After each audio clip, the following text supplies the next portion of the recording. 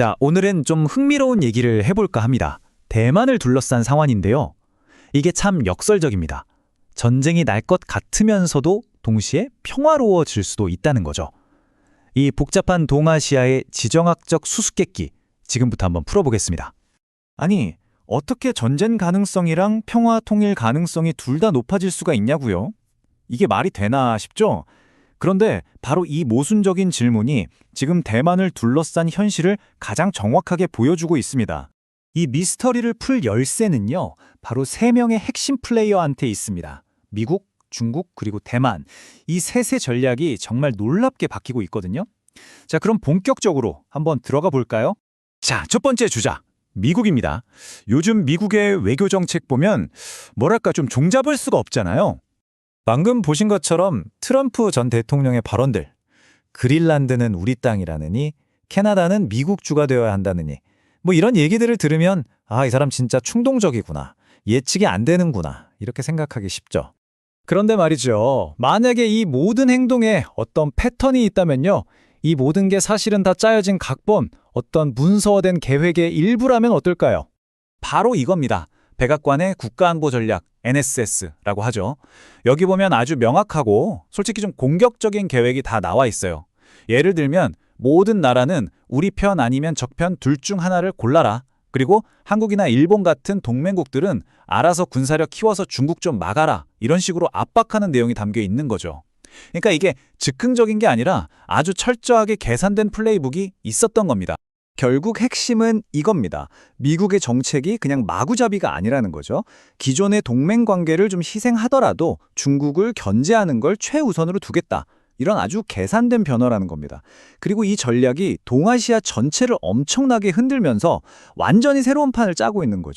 자, 미국이 이렇게 판을 공격적으로 흔드는 동안 또 다른 거인, 중국은 어떨까요? 겉으로는 아주 조용해 보이지만 사실 중국 내부에서도 엄청난 권력의 지각견독이 감지되고 있습니다. 물론 대만 통일이라는 아주 오랜 목표, 이건 뭐 절대 변하지 않는 공산당의 목표죠. 근데 이걸 어떻게 또 언제 달성할 거냐, 이 방법에 대한 기류가 바뀌고 있다는 겁니다. 시진핑 주석의 강경파에서 좀 더 온건한 공청단파로 앞으로 한 2년에 걸쳐서 스무스하게 권력이 넘어갈 거라는 얘기가 솔솔 나오고 있거든요. 실제로 그런 신호들이 여기저기서 보이고 있어요. 예를 들어 엄청 빡빡했던 현금 인출 제한 같은 강경한 경제 정책들이 슬그머니 풀리고 있고요. 또 관영 매체에서 예전엔 입에 담지도 않던 과잉 생산 같은 단어를 쓰면서 경제 문제를 인정하기 시작했어요. 이건 뭘 의미할까요? 이제 바깥과의 대결보다는 안의 문제, 시급한 국내 문제부터 해결하자는 쪽으로 방향을 틀고 있다는 신호일 수 있습니다. 그런데 여기서 또 다른 변수가 생깁니다. 상처 입은 호랑이가 더 무섭다는 말도 있잖아요. 최근에 군부 숙청이 있었는데 이게 내부를 더 불안정하게 만들었어요. 역설적이게도 이렇게 궁지에 몰린 강경파가 권력을 잃지 않으려고 일부러 바깥에서 분쟁을 일으킬 가능성도 있다는 거죠. 그러니까 대화의 문이 열리는 동시에 갑작스러운 군사 도발의 위험도 같이 커지는 아주 아이러니한 상황인 겁니다. 자, 이렇게 미국과 중국이라는 두 거인이 서로를 겨누면서 아슬아슬한 춤을 추고 있는 동안 이 모든 폭풍의 한가운데 서 있는 대만, 과연 대만은 어떤 상황일까요? 사실 대만도 자기들의 미래를 두고 내부적으로 굉장히 깊게 분열되어 있습니다. 이 여론조사 결과를 한번 보세요. 우리는 독립해야 한다는 의견이 가장 많기는 한데 그냥 이대로 지내자는 현상 유지파도 꽤 되고요. 심지어 중국 본토와 통일해야 한다는 사람들도 상당수 있습니다. 국민들의 생각이 정말 하나로 모이지 않고 뚜렷하게 갈리고 있는 거죠. 그리고 이런 여론 분열은 정치판에 그대로 반영됩니다. 독립을 강하게 주장하는 민진당이 행정부, 즉 총통 자리를 차지하고 있고요. 반면에 의회는 중국과의 대화와 협상을 더 중시하는 국민당이 꽉 잡고 있어요. 한 나라인데 행정부와 의회의 생각이 이렇게 다른 겁니다.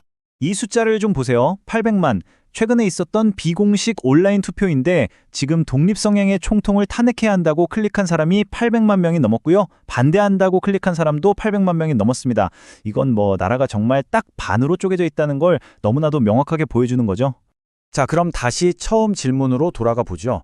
미국, 중국, 대만 이 세 나라의 불안정한 상황이 우리가 처음에 던졌던 그 역설, 왜 전쟁과 평화의 가능성이 동시에 높아지는가, 이걸 어떻게 설명할 수 있을까요?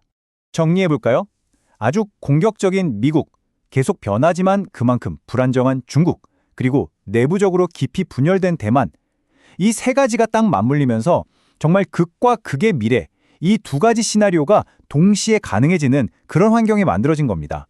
그러니까 두 갈래 길이 생긴 거죠. 하나는 전쟁으로 가는 길, 미국의 강경책, 중국 내에서 절박해진 어떤 세력, 그리고 대만의 독립지향 정부가 딱 만나면 불꽃이 튀는 겁니다. 다른 하나는 평화로 가는 길, 중국 리더십이 좀 부드러워지고 대만에서 대화를 원하는 야당이 힘을 얻고 모두가 갈등을 피하고 싶어하는 마음이 합쳐지면 오히려 평화 통일을 위한 전례 없는 협상이 시작될 수도 있는 거죠. 그래서 핵심은 이겁니다. 이 세 플레이어 중 누구 하나만 살짝 방향을 틀어도 저울이 전쟁이나 평화 한쪽으로 확 기울어버릴 수 있다는 겁니다. 이 모든 걸 보고 있으면 마지막으로 이런 도발적인 질문을 던지게 됩니다. 중국은 앞으로 100년을 내다보는 계획을 가지고 있다고 하죠. 그렇다면 우리의 계획은 무엇일까요? 이 거대한 힘들의 움직임 속에서 우리 스스로의 장기적인 비전은 무엇인지 한번 깊이 생각해 볼 문제입니다.